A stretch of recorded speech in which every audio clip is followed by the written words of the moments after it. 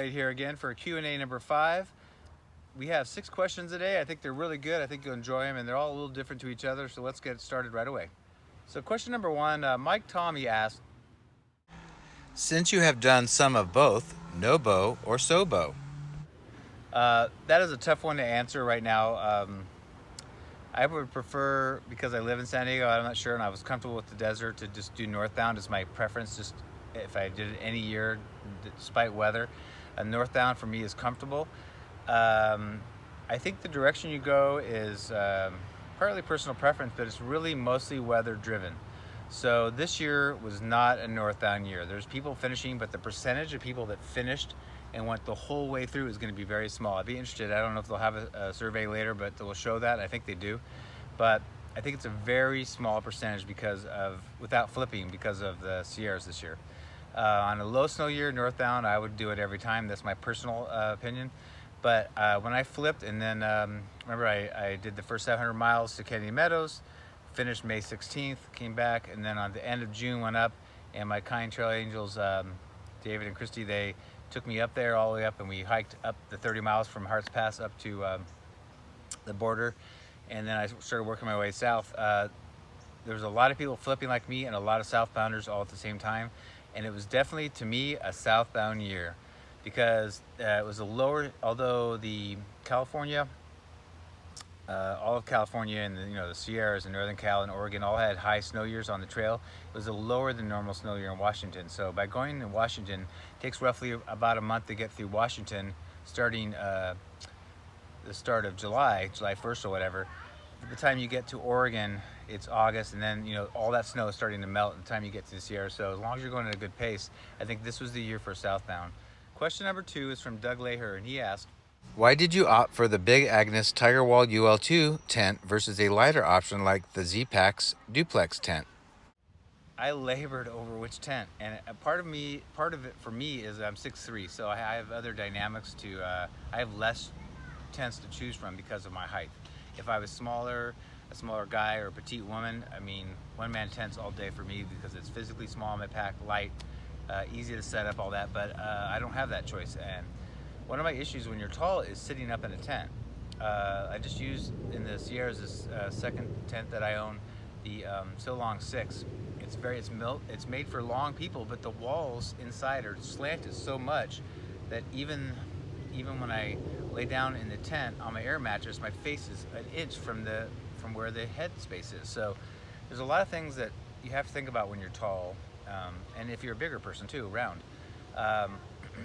So the reason why I went with the Tigerwolde Ul, so it's 35 ounces, which is on the lighter end of freestanding tents. But what I liked most about the Tigerwolde Ul and why I went with it was that the walls on the side are steep, but on the head are straight up, and it's a sitting up height, like when you get dressed in the morning, or you're doing things in your tent, or you could be eating, you could be doing anything. The ceiling height is very tall, and it's not just only the peak part of the tent, but there's a whole bunch of the ceiling part that is high enough when I'm sitting on my air mattress, my head doesn't hit the roof. So not only am I not touching the material, but I'm not getting condensation on.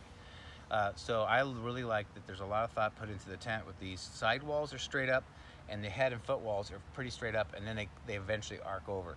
But there's a lot of thought into the usable space in the tent, and that's why I went with it. I am now convinced, if you thru hike, you see there's some tents that are more popular. Big Agnes makes a lot of different models, so there's probably more Big Agnes than anything.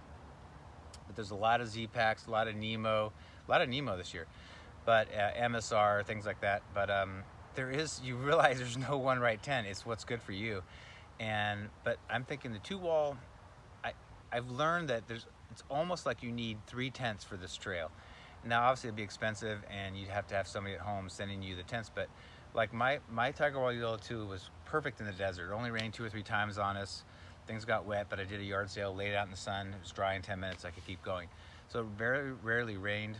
It worked great in the desert. I got in Washington, and it was horrible. It was soaked. It was soaking through the bottom. It was soaking through the top. It was soaking because it rained all the time. So I almost think a Z-Packs duplex is best for that, which I'm now looking into for my main tent.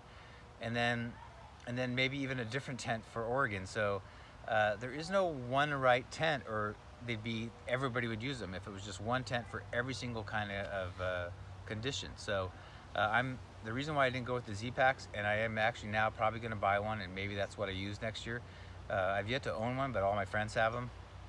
Was that it was super expensive. It's like $599 plus tax or whatever. And at the time, I had a friend sell me my Tigerwolde Ul 2 gently used for like a couple $100s. So I didn't just settle. I already had the camouflage tent. I could have used it, but it wasn't right for me. And I thought the Tigerwolde Ul 2 would be perfect for the whole trail. Because I live in Southern California, I didn't test it in much rain, so I didn't know what it was going to do in the rain. The rain was kept off myself on the rain fly, but eventually was just soaked, and then it was soaking through my ground sheet and coming through the bottom, which I didn't like. So I think the duplex is the way to go. I think they have a reputation of having condensation, so I'll have to deal with that. But I carry like a towel that it's like a chamois I can dry off the inside, but it keeps. I've noticed people in the rain did really well with that tent, and they kept dry where I didn't. So that's the reason why. So question number 3 is by somebody named Cameron Lawrence. Oh wait, that's my son. Is that allowed here? I guess it's allowed. People may not know, but your original first love was golf. What is the difference in feeling between your love for golf and hiking? Basically, what do you love about each, and how did you come to finding hiking randomly when you used to not like it at all? You know, most of my golf career and all the accomplishments and accolades that I got and everything were before he was born. He's since seen me play in my 50s and used to come out on Saturdays with me, and he really enjoyed watching me play. You know, I'm still pretty good, but I'm not like when I was in my 20s and 30s. But so I would say the differences are with golf. You know, I've been an athlete my whole life. I've told him this. They don't do it anymore, but in high school I was a 3 and a 4 sport letterman every year, and I took up golf as a freshman in high school, so I wasn't really good at golf until after college, actually, when I got enough years and enough competition in it is when I really did well. And I played in the US Amateur and multiple state AMs, and I've been a club champion like 10 times, and I played all over the country in big tournaments. And I loved the competition and testing myself when it came to I love team sports too, but my results and how I did were all predicated on other people's performance and not just mine. And I like golf because I could always handle. I didn't like when I didn't play well in any sport, but I could handle it. So golf was a great sport because not only is it very difficult and very hard, but it's a mentally challenging sport. And from day one, I seemed to be natural at it. It wasn't as hard for me as a lot of people, and I really I love putting the work in and the practicing. So that's what attracted me to golf. Good question about the backpacking. I joke with Cameron's mom now, my ex, and we get along pretty well. But it's when we were married for 10 years, and she went on, I don't even know, tons and tons of day hikes, just go out, go hike a few miles, and I turned her down every single time. And so now when she watches my through hike and some of my other videos, and she watches them, she's like, I can't believe you're climbing over these mountains and doing 20 miles in a day and all this stuff when you didn't want any part of that. So that's a good question, Cameron. I don't know why. I think a lot of things in your life, whether it's painting or sports or anything, is timing. And it didn't attract me. Nothing looked attractive to me at all about hiking back then. Why did I get into it? So, you know, I'm 57 now. Let's say so I started this 4 years ago, I was 53. I was going to the gym and you know, I'm lifting weights, I'm doing all this stuff, and as I get older, my metabolism has slowed down, and I really need to lean down and lose a few pounds, not get muscles and get big. And I was at the gym just doing that, and you know, I could only stand on an elliptical machine for so long before getting bored and tired of it. So I was like, well, how else can I lean down? And I thought, well, I'll do some hiking. And so I joined a meetup group. It's an app, if you guys don't know, it's free. And in my local area, I joined Meetup, and I just joined a bunch of hiking groups. And I thought, I don't know where the trails are. I have no idea where to hike. I knew nothing about it because I'd never hiked. So I thought, you know, I'll go on these hikes, these day hikes. And once I know where the trails are, if the people are cool and the group's cool, I'll keep going with them. But if not, I know where the trails are. And as you guys can tell, I do a lot of stuff by myself, and I'm good with it. So started hiking a lot and really getting into it and starting to get in decent shape. And then one of my hiking groups, actually how I got into backpacking was one of my hiking groups did a complete beginner's backpacking trip. And I had done a couple little backpacking trips when I was in Boy Scouts, but I don't really count those. But It was just literally on a weekend, go hike 2 miles up a ravine in the desert, camp, and then hike 2 miles back. You know, it literally took us 45 minutes when we were camping. And I borrowed gear, my pack killed me. I literally didn't own anything, so I just borrowed a bunch of stuff. The pack was fit for like a 5'6" woman, and it just crushed me because I had way too much stuff, and I brought like stuff for a year out there, and I was going overnight. Anyway, I camped and I got the bug. And at this point, I knew nothing about the PCT at all. I just liked it. I'm ashamed to admit this, but like a lot of people, I watched the movie Wild, and it just had to do with hiking. I mean, I heard of the book and stuff, but she kept going by the trailhead sign that's the PCT, and in the movie, and it looked like she was in the desert during the early parts of the movie, and it looked like desert I hiked in, and I kept going, well, what is the Pacific Crest Trail? I'm not the sharpest tool in the shed, but I know Pacific is west, so I look it up and I find out it's just this amazing long trail that goes right through my backyard and goes through, you know, Mount Laguna, it goes through Julian. I've been to Julian 100 times. It's an hour for me driving, not even an hour. And through Warner Springs and Idlewild and Big Bear. I've been to all those places, and I'm like, how have I been here 30-something years and never heard of this trail?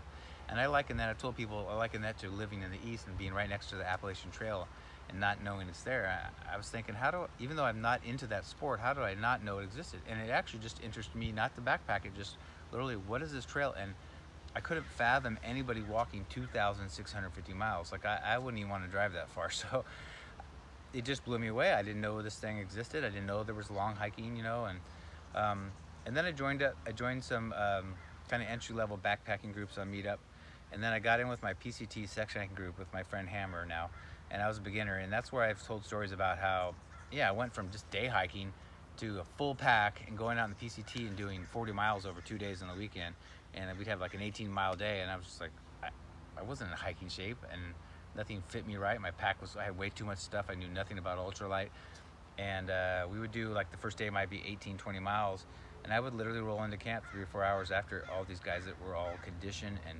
experienced hikers. But I generally always made it. I always made it all but one day when I got sunstroke. So I knew the kind of athlete I was, not now, but when I was a kid, and I have great stamina. So I knew if I could ever get in hiking shape, that I'd be able to keep up with these guys, you know. So as my gear got lighter and I got in better shape, they kind of met in the middle, and I started to enjoy it more and go faster, and I was able to keep up with the group. So lastly, how are they similar? Well, they're individual sports, and a thing that, I don't know if backpacking is a sport, but they're both individual ventures, and the main thing with golf and backpacking is it's a test of yourself. You know, in golf, you know, obviously hiking there's no competition, but in golf there are other players in a tournament or whatever, but really it's just a measure of testing yourself and what you can do, and it's the same in hiking, and I like that. And you know, when I was really bad at it early on, I figured out, well, I have to hike more, so I'd go hike a lot by myself. I slowly purchased gear that was a little lighter, a little smaller, and so to make my pack a little lighter so it'd be easier on me. So I would say that's the main thing, Cameron, is that it's testing myself and my boundaries and what I'm able to do, and if you struggle with it, how to get past it. Okay, so question number 4 is from Hangtown Biker Hiker, and he asked me, since you experienced mice in Washington this year, when you return to the PCT next year, what are your intentions relative to food storage in the Sierras and in the remainder of the trail? Bear canister versus Ursack? Hanging versus tent storage? My very last day on the trail is when I experienced mice. It's kind of a bummer because I did 12 miles, like a half day, and I realized my ankle was not right. The weather was horrible, so I decided to turn around. And that night, when I decided before I went to sleep I was going to turn around, I realized that there's something in my tent. I've gone through all that, but anyway, it chewed a hole through my tent, and I found out also later that Washington is notorious for mice, but nobody told me that until I actually experienced it. I found out afterwards, after I told about my tent to people. So right now in the Sierras, you have to have a bear canister. I think what I've heard is they're trying to get the Ursack approved, but it isn't as of yet, as I'm doing this right now. So the bear canister is the only way to go. Right now, I mean, I'm just planning on doing a food bag because I didn't have any problem in the desert. I know there's some mice in the desert, but I didn't have any problem.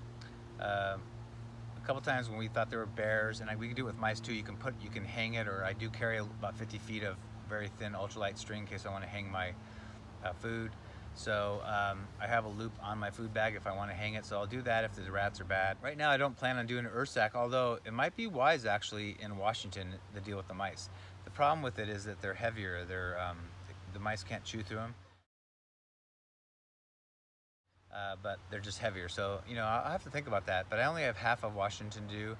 I don't know if they're bad in Oregon or not, but it might be worth carrying. But for right now, it's the bear canister in the Sierras, and everything else is going to be a food bag right now, what I've been carrying all along. Question number 5 is from Brasco96. They asked me, how did the dream of thru hiking the Pacific Crest Trail compare to the reality of it? That is an interesting question, because I am very unusual, I think, compared to most thru hikers, because I live on the trail. When I started hiking, I just told you earlier about how I got into hiking. I learned on the PCT. I mean, I did some day hikes here and there, but I basically cut my teeth on the PCT, so it was very interesting feeling. My buddy Robot in the Wild, hey, what's up? He was my guy that sent me my packages and resupplied me things like that when I needed it. And he kept asking me, is it a thru hike yet? Is it a thru hike yet? Because I, in section, had done the first 230 miles of the trail, so well past Idlewild, up past Whitewater, Mission Creek. And I've done many sections, even on my own, 10 times. Just go out there and do 20, 30 miles. So I didn't know if it was good or bad, but I finally got to do my thru hike and supposedly do this whole trail. And for 2.5 weeks, I've been everywhere, I've seen everything. And so it did not feel like a thru hike. The longest I'd ever been on any trip at all was 5 days and 4 nights. So I kept telling Robert that, well, I've got to get past 5 days. But even when I got to, it took me, I didn't take any zeros. I did 7 straight days to Warner Springs and then took a zero. And it kind of felt like, I guess because I was with all the other hikers, it kind of, even at 7 days, it didn't feel like a thru hike. It was weird. But how was it different? Even when I got past all that, after a couple weeks, it felt like a thru hike. But I'd been on the trail so much in little chunks that I don't know how to explain this, except for it just felt like home. Like, I think if you just kind of romanticize about riding the trail and you're from the East Coast and you've never been on the PCT, I mean, assuming you haven't done the AT or something, and you just decide last minute or even, with a couple months ago, I'm going to go do it. Everything's going to be new and crazy, but even though the sites were new and the towns were new, the people I'm meeting were new, the trail felt like home to me. I don't know how to explain it, and if you just see me, the way I act and the way I'm talking in the videos, I'm just so happy, and some days you're hurting and the weather's bad enough, but I was so happy to be out there. And not only it was a dream for 3 or 4 years since I started backpacking, but for me, I've been out there so much, it's like home. So I think what I expected and how it was pretty much the same. And I can't wait to finish it next year and see the rest of the trail. I mean, it's just gonna be awesome. But yeah, our 6th and final question is from Terry Savini. And she and Oscar asked, what is the best advice you can give for things hikers are ignoring the most? But really, when it comes down to it, the best advice I can give is hike and hike and hike. Some people say, well, the problem is I live somewhere where it's flat, and that's true. You can't practice too much elevation, but just hike a lot. Hike a lot. Slowly work your pack on when you're hiking. Even if you hike 5 or 10 miles or 2 miles, put your pack on, put weight in it, slowly add the weight so you get comfortable with a full pack. Get used to it being part of you, because some people just don't even do anything and they just show up, Also, go on some overnighters. Even go by yourself. One of the things I said in one of these is that people are not comfortable being uncomfortable. So if everything doesn't go perfect, they quit. So go hike out. I don't know, depending on where you live, even if you only have a little bit of trail and you can hike out 3 miles and camp and use your stuff. So my advice is to hike and get in shape, be in great shape. People hike the trail with ultralight, 8-pound base weights and super heavy packs. So you can make the trail no matter what it is you bring. So the gear is less important than it is knowing how to use it and that it works for you. Because a lot of things, it seems interesting and, I'm gonna get the stove because it does this, but people don't even use it and don't know if it really works. I've gone through a lot of gear over the last couple of years trying to figure out what works for me and what I like. So I would say the 2 things are basically hike, get in shape, and go out and do some overnight trips. Test your stuff out, make sure you're comfortable with it, it works, especially use it some in case something breaks or whatever, you're ready to go and that you feel good about your gear. Okay guys, great questions, appreciate them. Anything you want to know, it doesn't have to be about thru hiking, it can just be about gear or the mental side of hiking, or it It could be anything. We all live in different places, so we have different issues and thoughts. But please leave questions. And if you haven't subscribed, subscribe. Hit the little bell in the upper right on my page. That'll notify you when I have posted new videos. There's a Q&A like this every single Tuesday if you don't know. I'm getting ready to post the rest of my videos for my recent trip to the Sierras. I also went to my friend Hammer's PCT group that I signed up for 3 or 4 years ago that I spoke about, that was my first group. I joined my friend Hammer last weekend, and he did like what's in my pack gear review for beginning hikers. That's where I started. He did a little thing with about 6 or 8 tents, so look for that video. I'm going to show you. He actually did a little teach on like what each tent's about, how much it weighs, and what the benefits and features are. And lastly, please go check out my Patreon page. I just kind of set it up. I already have a couple patrons, and it's a way for you to support me as I go along, and to hopefully slowly work less and get on even more trips even after my thru hike. I have other plans that I want to do, so go check it out. There's different tiers depending on how much you want to donate. You get different things from me. I just started, so I'm getting ready to post my first couple things on there. You'll get videos and gear reviews and things ahead of time before they come on my YouTube channel, and you get benefits like that. So please check that out. You can find that by going to Patreon, and it's Mike Marmalade Lawrence. Anyway, thanks again. Until next Tuesday, see you down the trail.